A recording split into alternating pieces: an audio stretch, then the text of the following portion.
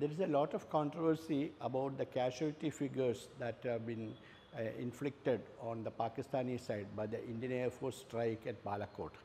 Now, the figures, one does not know where from it originated, but the originally was the official statement given by the Government of India through the Foreign Secretary Mr. Vijay Gokhale was there was no exact figure given.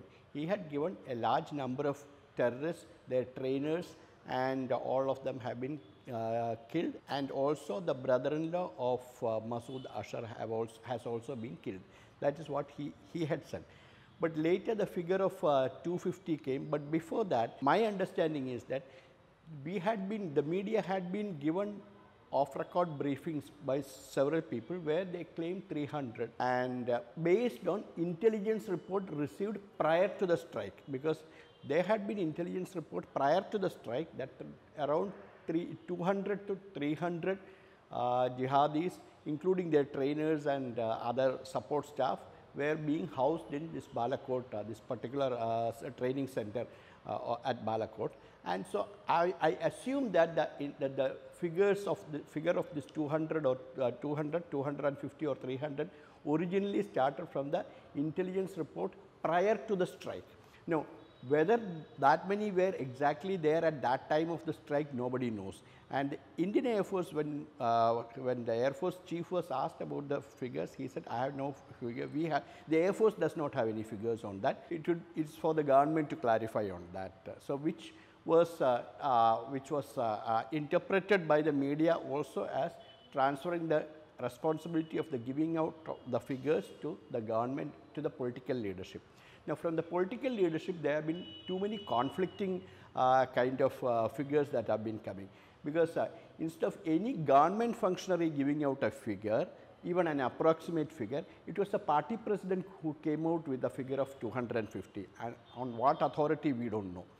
Then that 250 was one figure, and then there was a Minister of Agriculture giving another figure, and then there have been other functionaries of the government giving other figures and all that. Now, the persons who have to give out the figures ought to be either the principal information officer of the Government of India, or the defense secretary, or the foreign secretary, or the Air Force spokesman, or the any Air Force functionary who has been authorized to speak, or it has to be the defense minister.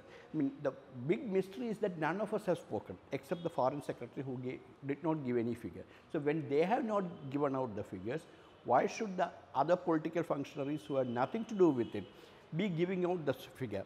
That is why this whole question of credibility has come. It is not because of any opposition questioning.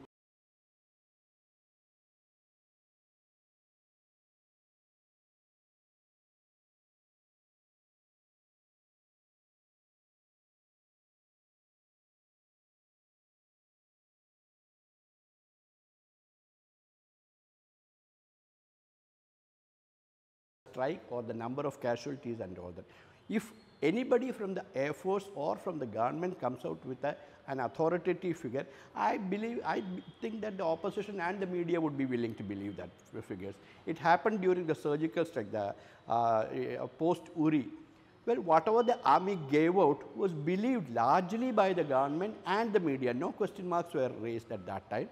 In fact, in this case, there is a confirmation of the strike having taken place from the Pakistani side, and still there is a question mark of credibility, and that question mark has been put over this issue by the conduct of the ruling party and some functionaries of the government who are not authorized to speak on this.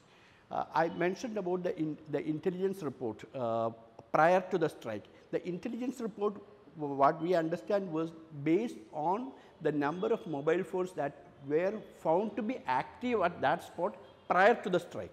Now, at the time of the strike, how many of them were is not known, but that's how intelligence is always gathered. Intelligence is gathered from various sources, and somebody at some point put them together, and then you get a picture, and based on that actions are taken, and nobody is questioning that.